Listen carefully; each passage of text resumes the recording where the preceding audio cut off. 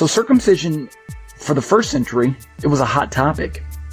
And by Paul's day, it had lost its simple, what I call surgical meaning, and it had taken on a socio-religious meaning. And I think that goes a long way towards helping us understand the book of Galatians.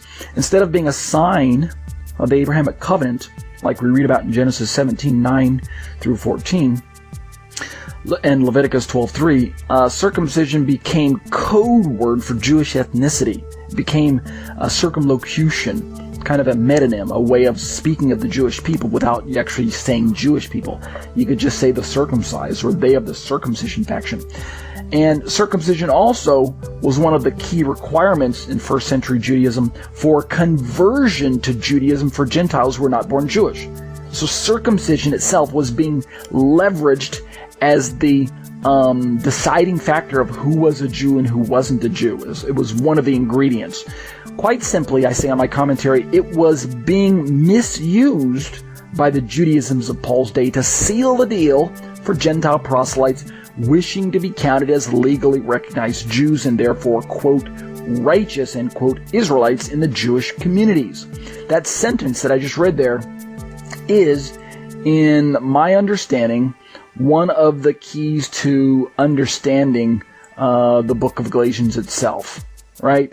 Understanding that circumcision was one of the key requirements for conversion helps us to gain a better appreciation for the consternation that it caused Paul when he started swimming upstream, when he started swimming against the mainstream theological position that the Torah was for Jews only, that covenant membership was for Jews only, that God was the God of the Jews only, that circumcision turned a Gentile into a Jew, etc., etc. All of those theological beliefs were being tossed around in the first century, and Paul had to combat all of that with the genuine gospel. That genuine covenant membership was granted to anyone who had faith in Yeshua, not to those who became Jews. Let's keep reading. This was quite upsetting, this concept of Gentile proselytism for the ostensible sake of becoming a covenant member. This was quite upsetting to Paul because the Torah, the law, prescribed no such ceremony. There's nothing in the Torah that is commanded that Gentiles that Gentiles become Jews for the ostensible sake of becoming covenant members. Nothing like that exists in the Torah. This is completely man-made. Proselyte conversion was entirely a man-made rubric and an unnecessary one at that. Paul taught, all right, listen up, Paul taught that believing Gentiles and Jews were both genuine covenant members, and both, top of page 72, both were covenant bound to follow Torah, including circumcision. So it's very simple. Because both Jew and Gentile in Messiah are covenant members, and because the Torah is for covenant members, then it stands to reason, using my syllogism here, that Torah is for Torah is for Jews and Gentiles.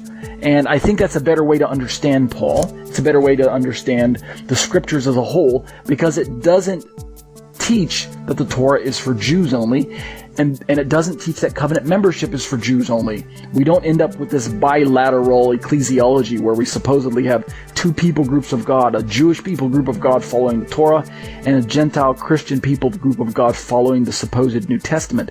That type of theology only leads to confusion when it comes to trying to understand the biblical narratives, the biblical promises, the biblical prophecies, and consequently the book of Galatians as a whole.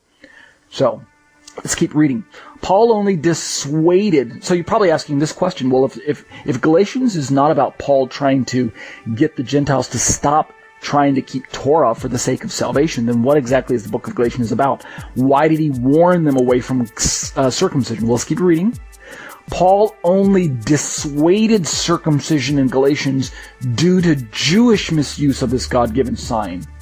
There's nowhere hinted in the Torah itself that a prophet is going to come along or an apostle is going to come along later on and begin to remove parts of Torah at will. Instead, what Paul is doing is he's exercising the right of halakha. He's exercising the right, in my opinion, of group policy by taking circumcision not away from Torah, but rather moving it to back burner status. That's what I mean by dissuading circumcision in Galatians. He's simply going to take it out of focus. He's going to put it on the back burner while the Gentile Christians can better get their get a better understanding of what it means to be a covenant member. Once they gain that appreciation of genuine covenant membership via faith in Yeshua, then we can bring circumcision back into the discussion because we haven't misunderstood it. Makes sense? I think it makes sense.